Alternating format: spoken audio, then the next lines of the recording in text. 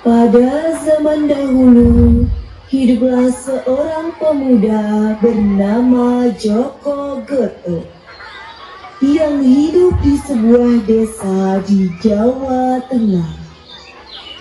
Ia hidup bersama ibunya yang bernama Mbok Mira. Sehari-hari Joko berburu binatang dan ibunya bekerja sebagai pedagang di pasar.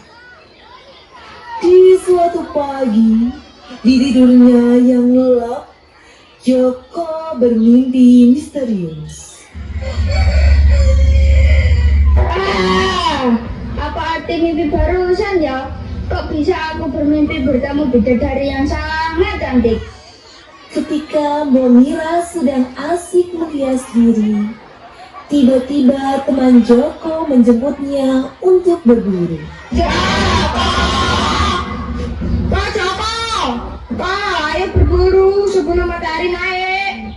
Joko, anakku sayang, sudah ada temanmu di depan. Mereka ingin mengajakmu berburu. Iya Bu, kalau begitu aku pamit ya. Lepas Joko berburu, Mbok Mira tetap melanjutkan menghias diri. Kemudian datanglah Mbok Lastri yang ingin bertemu dengan Mbok Mira karena sudah lama tidak bertemu dengannya.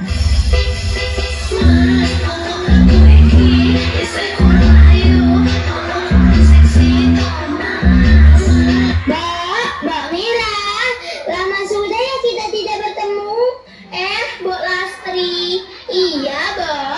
Belakangan ini aku memang sedang beristirahat di rumah. Waduh, pantesan ya wajahnya makin glowing gitu. Kalau dilihat-lihat, umur Joko sudah dewasa ya. Bagaimana kalau Joko menikah dengan anakku Laraswati? Idemu sangat bagus kok.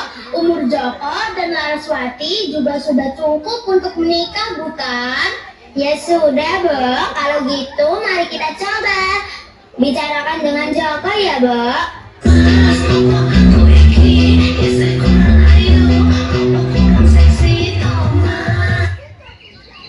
Di tengah-tengah perjalanan berburu, akhirnya Joko menceritakan mimpinya kepada teman-temannya.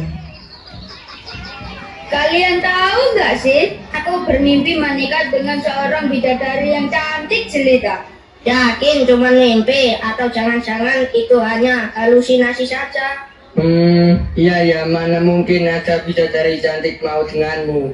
Sudahlah, pasti itu hanya halusinasimu saja. Iya tuh, tak satukan halu. Mana mungkin aku halu? Sudahlah, kalau kalian tidak percaya. Matahari telah terbenam. Joko dan teman-teman kembali dengan tangan kosong. Bu, aku pulang. Tapi sayangnya aku tidak mendapatkan hasil buruan. Sudahlah nak, tidak apa-apa. Besok kan masih ada waktu. Nak, ibu ingin berbicara denganmu. Kamu akan ibu nikahkan dengan anak Mbok Lastri, yaitu Laraswati. Baiklah Bu, Joko mau demi kebahagiaan Ibu. Joko dan Laraswati akhirnya menikah.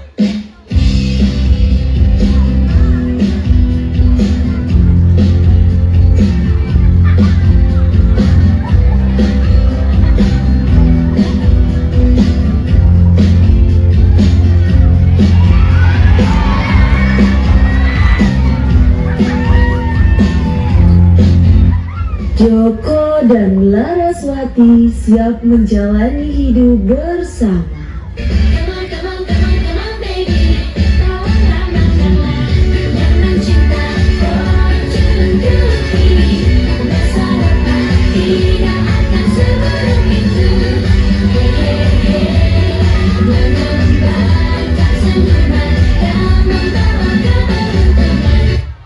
Keseharian Joko tetap berburu dan Laraswati membantu Mbok Mira di rumah.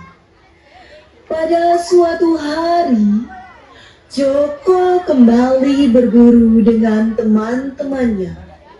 Istriku, Iya sayang. aku pergi berburu dulu ya. Iya, sama siapa? Seperti biasa bersama teman-temanku. Apa kamu yakin hanya pergi berburu? Iya istriku sayang, percayalah padaku. Aku harus bergegas sebelum matahari semakin terik. Joko dan teman-temannya menuju sungai untuk menangkap ikan. Ketika baru beberapa langkah, Joko dan teman-temannya mendengar suara sekelompok perempuan. Wah, cantik-cantik banget kayak bidadari. Itu orang mana ya? Kok aku tidak pernah melihat mereka? Bukan, itu bukan orang tapi bidadari weh. Geser sik lah. Jangan berisik nanti kita ketahuan. Sekali putaran, setelah putaran, bersihkan satu kulit mati dan pengeluaran. Tak putar di wajah, bilas, multivitamin.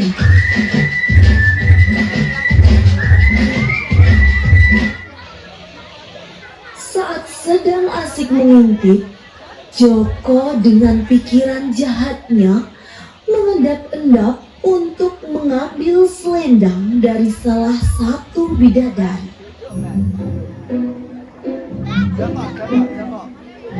Di sini airnya sangat segar ya. Benar, apalagi di sini pemandangannya sangat indah. Apalagi di sini jarang sekali terjamah oleh manusia.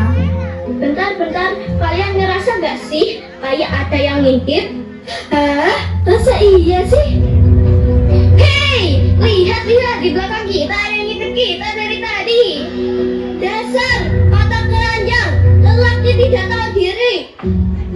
Sepertinya tempat ini sudah tidak aman buat kita. Iya, ayo kita kembali ke kayangan saja. Saat sedang mencari selendang untuk kembali ke kayangan, Nawang Wulan tidak menemukan selendangnya. Gawat, selendangku gak ada. Gimana ini? Coba cari dulu yang benar, pasti ketemu. Kamu dari tadi gak lihat aku cari-cari selendang. Kamu pikir aku cuma santai-santai saja? Saat mereka sedang berdebat, datanglah Joko dan teman-temannya. Hai Nona, apakah ada yang bisa saya bantu? Oh, jangan-jangan kalian ya yang ambil selendangnya. Waduh, jangan asal lucu ya. Kami loh tidak tahu apa-apa. Sebenarnya ada apa sih? Selendangku hilang, sedangkan kami harus kembali ke kayangan. Jika tanpa selendangku, aku tidak bisa kembali ke kayangan. Bagaimana sementara waktu kamu ikut aku pulang dulu?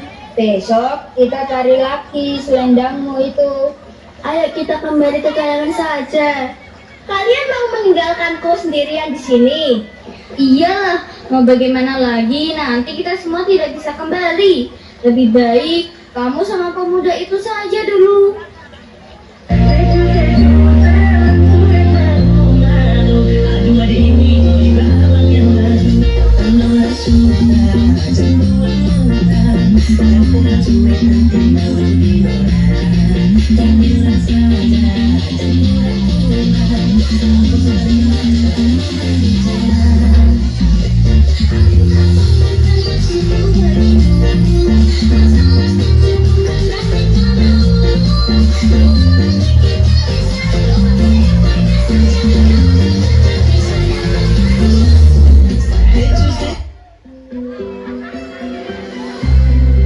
Baiklah, aku ikut denganmu. Di sini aku pasti akan kedinginan. Akhirnya, Nawang Wulan ikut pulang ke rumah Joko. Sedangkan bidadari-bidadari lainnya kembali ke kayangan. Bersama Nawang Wulan, Joko mengendap-endap masuk ke rumahnya. Dan Kebetulan istri serta ibunya sedang tidak di rumah. Kamu pilih saja bajunya. Itu bajunya ada di lemari. Tenang, itu baju ibuku kok. Iya, makasih ya. Keesokan harinya, Nawang Wulan berkeliling melihat keadaan rumah Joko. Tiba-tiba, dia tertarik pada sebuah kotak yang terletak di pojok dapur rumah Joko. Loh, bukannya ini selendang milikku ya? Pasti dia yang menculiknya agar aku tidak bisa balik ke kayangan. Nawang Wulan bergegas keluar rumah. Tanpa sengaja, ia menabrak Laraswati. Aduh, hati-hati dong. Sebentar, kamu kok keluar dari rumahku? Siapa kamu? Itu rumahmu. Lah, kamu sendiri emang siapa? Sudah jelek, kucel, sok-sokan banget sih jadi orang. Ih, sok cantik banget kamu. Aku ini istrinya Joko, wanita paling cantik di desa ini. Hah? Joko sudah punya istri? Bentar, aku bisa jelasin semua ini. Bukan begitu ceritanya. Sini, biar aku luruskan dulu. Joko Geto akhirnya ditinggalkan oleh semua keluarganya. Mbok Mirah, Laraswati, dan Mbok Lastri pergi hidupnya